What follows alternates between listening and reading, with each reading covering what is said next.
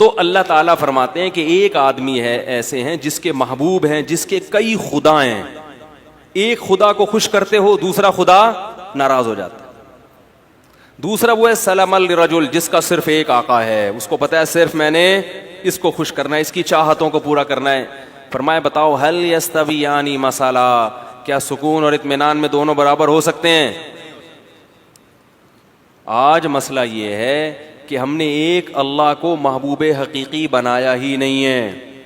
جمعے کی نماز پڑھ لیتے ہیں اللہ کو خوش کرنے کے لیے, ایک آدھ روزہ بھی رکھ لیتے ہیں اللہ کو خوش کرنے کے لیے, عید پہ نہا بھی لیتے ہیں اللہ کو خوش کرنے کے لیے, لیکن بہت سارے کام ہیں جن سے اللہ ناراض ہو رہا ہے مگر بیوی بچے خوش ہو رہے ہیں, وہ بھی چلے گا ساتھ میں, جہیز بھی لے رہے ہیں, نفس خوش ہو رہا ہے اس سے, سود بھی کھا رہے ہیں, بینک کی جاب بھی کر رہے ہیں. رمضان میں جس دن دیکھا کہ یار ذرا آج بڑا مشکل لگے گا, آفس میں دل نہیں لگے گا اگر میں نے کچھ کھایا پیا نہیں, تو روزہ گول. ایک صاحب کا میرے پاس فون آیا کہ حضرت میں وہ 11 بجے آفس آیا ہوں, میں نے سوچا تھا کہ اگر گرمی سخت ہوئی تو چھوڑ دوں گا, گرمی کم ہوئی تو رکھ لوں گا, تو 11 بجے میں نیت کر سکتا ہوں, آج موسم اچھا ہے. میں نے کہا یار تم عجیب آدمی ہو, رکھنا ہے بھائی یہ تو رکھنا ہی رکھنا ہے. تو کبھی کسی کو معبود کبھی کسی کو معبود, تو اس سے لوگ کیا ہوتا, اور یہ سب کیا ہیں ایک دوسرے کے مخالف بھی ہیں. ساری مخلوق کو, سارے انسانوں کو آپ کبھی بھی خوش, سارے رشتہ داروں کو خوش نہیں کر سکتے. اماں کو خوش کرو تو بیوی ناراض, بیوی کو خوش کرو تو اماں ناراض, بہنوں کو خوش کرو تو بیگم ناراض. عجیب سا حساب چل رہا ہے, تو کہیں بھی نہیں ہو سکتا. اس لیے ایک قانون بنا دو بھائی, ہمارا رب کون ہے؟ اللہ ہے, سب سے پہلے وہ ہے, باقی سب اس کے بعد.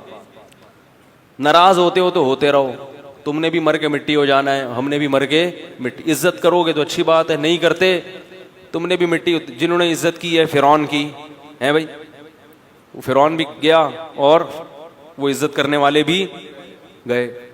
فرعون غرق نہ بھی ہوتا تو بھی اب تک تو ویسے ہی مر چکا ہوتا.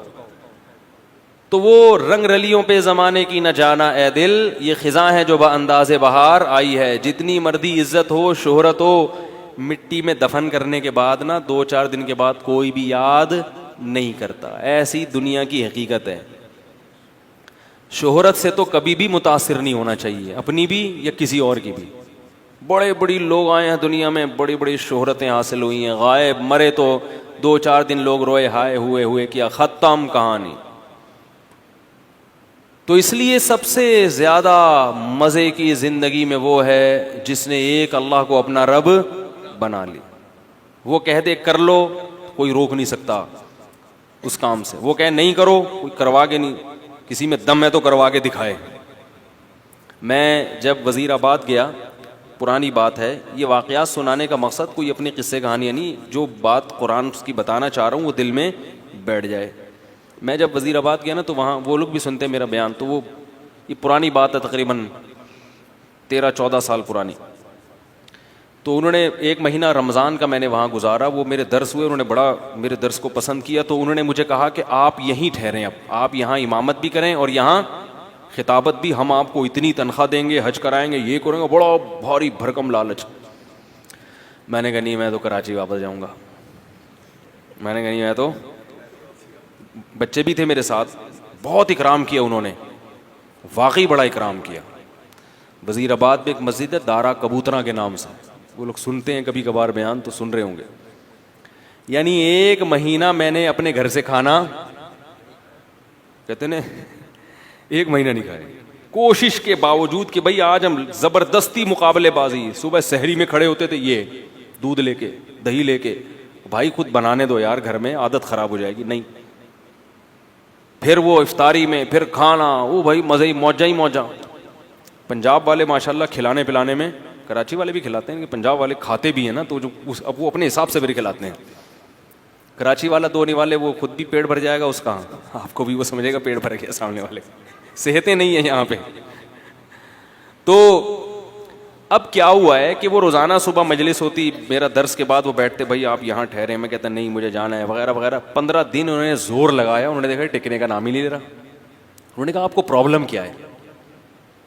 میں نے کہا بھائی میں, جو میرے استاذ ہیں, جو میرے شیخ و مرشد ہیں, میں ان کا آدمی ہوں, میں کیا ہوں؟ میں ان کا آدمی ہوں.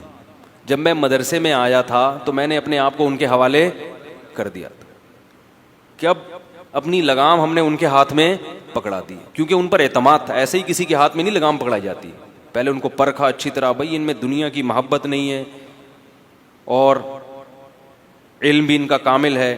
تو اب ہم بچے ہیں, ہم بجائے اس کے کہ اپنی زندگی کو خود متعین کریں, کسی بڑے کے حوالے کر دو. انہوں نے ہمیں پڑھایا, انہوں نے ہمیں لکھایا. یہ سارا علم جو ہم یہاں آ کے آپ کی خیال کے مطابق موتی بکھیر رہے ہیں, سب ان کی محنت ہے. اب ہمیں پیسوں کی آفر آ رہی ہے تو ہم ان کو ٹاٹا کر کے چلے جائیں, ایسا نہیں ہوگا. تو میں نے کہا کہ ان کو لیٹر لکھیں, وہ اگر مجھے کہیں گے نا کہ یہیں ٹھہرو تو آپ مجھے یہاں سے بھگا کے دکھاؤ پھر, ٹھیک ہے. اگر وہ مجھے کہتے ہیں کہ یہ مسجد سے جانا نہیں, تو میں نے کہا پھر آپ مجھے یہاں سے بھگا کے دکھاؤ. اور اگر وہ کہتے ہیں کہ یہاں نہیں رہنا, میں نے کہا آپ زنجیریں باندھ لو, مجھے جیسے موقع ملے گا میں وہ کاٹ کے بھاگ جاؤں گا. بے لگام اونٹ جو ہوتا ہے نا, شتر بے مہار, کبھی ادھر بھاگ رہا ہے کبھی ادھر بھاگ رہا ہے, وہ کسی کام کا نہیں ہوتا.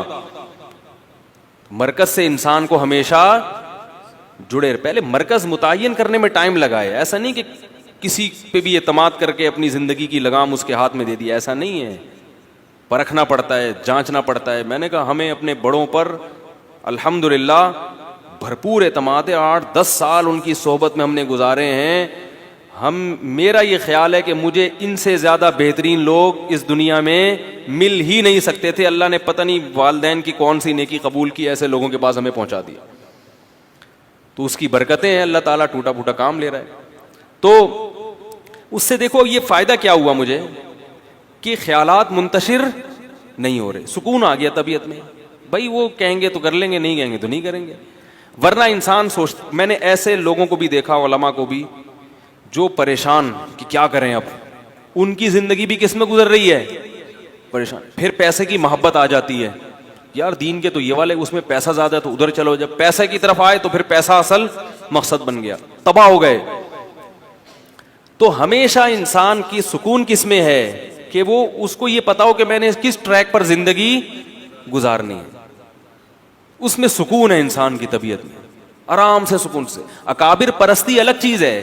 اکابر پرستی کا مطلب یہ کہ آپ کے بزرگ کچھ بھی الٹا سیدھا کریں آپ نے ان کو صحیح کرنا ہے, ایسا نہیں ہے. الحمدللہ یہ نہیں ہے. ہمارے بڑوں سے بھی بعض, ہماری کوئی حیثیت نہیں, لیکن بعض چیزوں میں ہم بول دیتے ہیں کہ بھئی یہ والی رائے ہماری نظر میں, میرے شیخ تو 4 شادیوں کے قائل نہیں ہیں, میں نے اس میں اپنے شیخ کی مخالفت کی ہے. ٹھیک ہے, وہ نہیں قائل ہے اس کے. وہ کہتے ہیں زمانے میں, میں نے کہا نہیں ہونی چاہیے, میری دلائل ہے, اس پہ کتاب ہے. میں کہتا ہوں بھائی مجھے ان دلائل کا کوئی جواب دے. شیخ کے بارے میں یہ تصور کہ بھائی وہ دوسرے کاموں میں مشغول ہیں, دین کے کاموں میں, ان کو اس ٹاپک پر سوچنے کا موقع, اگر وہ سوچتے تو وہ بھی یہی کہتے ہیں جو میں کہہ رہا ہوں. نہیں موقع ملا تو چھوڑو ان کو اپنے حال پہ, آپ اپنا چلو.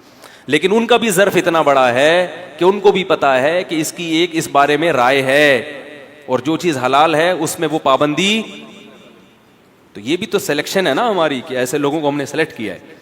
ان کو بھی پتا ہے کہ حدود سے, مرید کو اپنے حدود اللہ سے باہر. بعض شیخ کیا کرتے ہیں, مرید نے شادی کی خانقاہ سے کک آؤٹ, یا مرید نے کوئی ٹوپی ٹرینڈ نہیں کروائی تو خانقاہ سے کک آؤٹ. تو بھائی یہ ٹرینڈ وینڈ یہ جو ہے شریعت تھوڑی ہے, یہ تو حدود اللہ پر قائم. خیر, تو سکون کس میں ہے؟ سکون ایک کو بڑا بنانے میں, اور وہ اصل کون ہے؟ اللہ. اس کو بڑا بنا لو, زندگی خدا کی قسم بڑی مزے کی گزرے گی.